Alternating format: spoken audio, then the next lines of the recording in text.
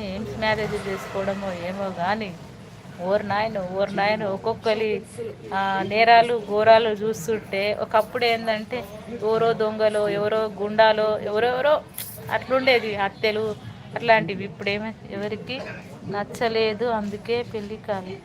ఓహో అయ్యయ్యో ఎలా మరి అట్లా అంటే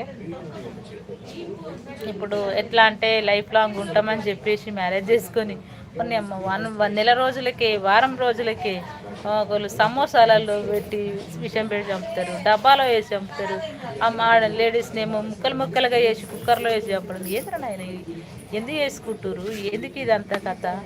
అసలు ఒక ఒకప్పుడు అంటే ఒక ఫీల్ జనాలు అంటే ఎట్లా మ్యారేజ్ అంటే ఎట్లా అంటే ఒక పురాతన కాలం ఏంటంటే ఏదో బంధం పవిత్ర బంధం అన్నట్టు ఉండేదంట. ఇప్పుడు చూసినావా అంటే వామ్మో ఇప్పుడు మ్యారేజ్కి రెడీ ఏంటంటే ఇక డెత్కో లేకుంటే ఇంకే దేనికో రెడీ అన్నట్టే ఫిక్స్ అయిపోవాలని చెప్పేసి అయితే భయం అవుతుంది. అంత సాహసం చేయాలంటే నాకైతే ధైర్యం లేదు.